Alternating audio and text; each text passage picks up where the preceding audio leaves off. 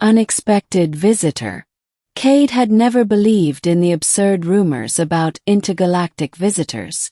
The tales of aliens casually strolling into human cities, weaving their way through Earth's inhabitants, had always seemed more like exaggerated fiction. But there she was, this alien, sitting across from him in his cramped apartment, grinning like she owned the universe. "Mind if I just park myself here, human?" the alien asked, her voice smooth and unervingly confident. She leaned back on the couch, seemingly without a care in the world. Cade blinked in disbelief. This wasn't happening. What? She shrugged, eyes glinting with mischief. "Spoiler. I'm not leaving anytime soon." Cade was about to demand an explanation when his mind briefly short-circuited. The alien in front of him was tall, at least 7 feet, with deep purple skin that shimmered faintly in the low light of the room. Her eyes, glowing an unnatural shade of amber, flicked to him in a way that made him feel both seen and dismissed all at once. Her long, silvery hair cascaded over her shoulders, and 2 delicate, sweeping horns arched back from her forehead like the wings of some ancient beast. She was unlike anything Cade had ever imagined, and for a brief moment, his only thought was how absurdly attractive she was. Are you sure you have the right place?" Cade finally managed, his voice faltering. "I mean, you can't just barge in here." "Oh, I can do whatever I want," she replied nonchalantly, as though she were stating the most obvious fact in the universe. "My name's Lyra, by the way.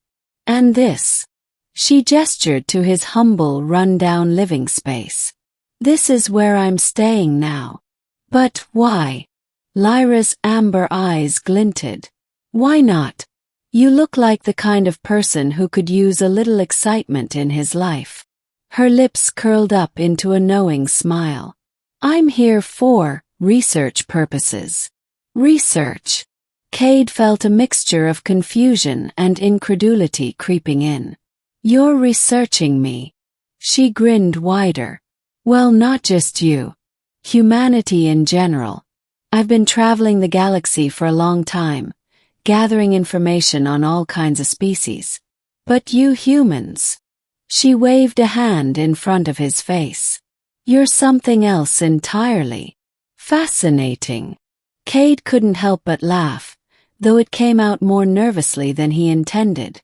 "So what, you just show up, claim my couch, and study me like some kind of experiment?"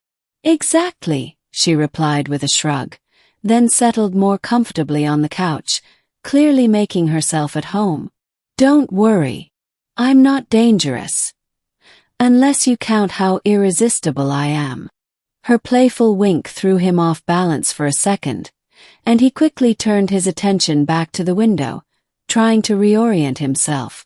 Chapter 2. Settling in. As the hours passed, Cade learned that Lyra's behavior wasn't a one-off.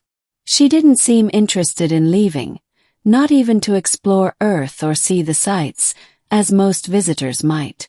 Instead, she made herself an almost permanent fixture in his life, casually sitting around while he tried to go about his daily routines.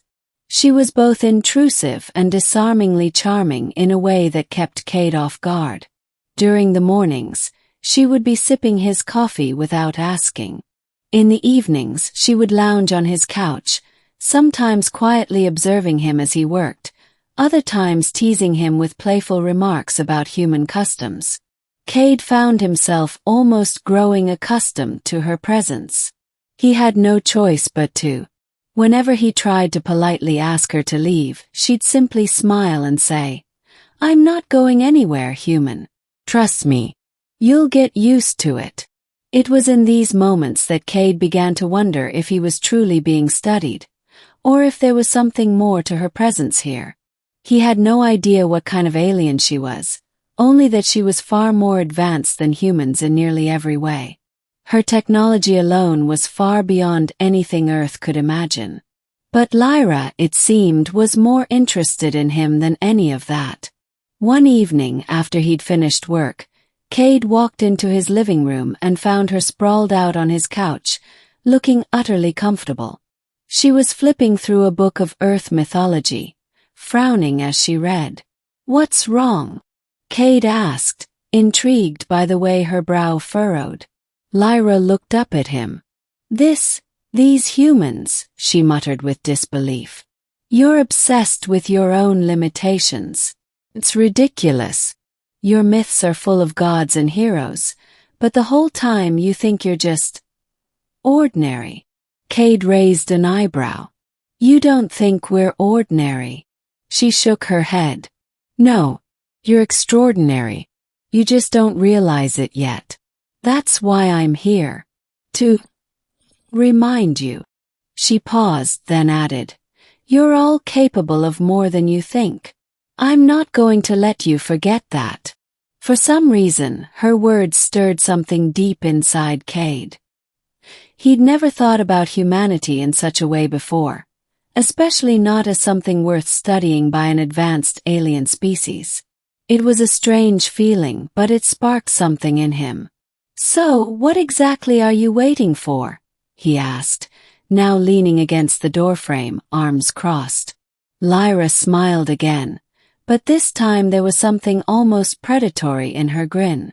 "I'm waiting for you to see it too. But more importantly, I'm waiting for you to realize you're capable of standing beside me. You, the fragile little human, standing alongside someone like me." Her voice softened as she added, "And maybe, I'm hoping you'll want to." Chapter 3, The Challenge. It wasn't long before Cade found himself in deeper than he'd imagined. Lyra didn't just occupy his space. She began to challenge him, pushing him to think differently, to question the very nature of his existence. She'd ask probing questions about humanity's future, its potential, its flaws. And in return, she always made it clear that she believed he had the ability to lead, to change the course of history. "Why are you so obsessed with Earth's limits?" Lyra asked one night, after Cade had gone on another rant about how humanity couldn't possibly live up to the potential she seemed to think they had. "I'm just being realistic," he snapped, exasperated. "We can't even get along with each other half the time. You can't seriously think we're on the same level as you." "Maybe not yet," she agreed with a tilt of her head. "But you could be. All you need is someone to believe in you." Her words, though simple, had a profound effect on him. It felt strange, but in some inexplicable way, Cade found himself wanting to prove her right. He wanted to show that humans, were capable of more than anyone, even Lyra, had given them credit for. She watched him closely, a glint of amusement dancing in her eyes. "You've got fire in you, human. I like that." Chapter 4. Departure and Realization. Weeks passed, and the idea that Lyra wasn't just a visitor but a catalyst for something much bigger started to settle in Cade's mind. He couldn't shake the feeling that his life had changed in ways he couldn't yet fully understand. One night, Lyra stood by the window, gazing out at the stars. "You've grown, human," she said quietly. Her voice tinged with a hint of emotion Cade hadn't expected. "I'm not the one who changed," he replied. His voice steady but filled with a mix of gratitude and confusion. "You made me see something. Something bigger than myself. Something bigger than all of us." She turned to him, and for the first time, her playful demeanor softened. "And now, you know you're capable of standing beside me."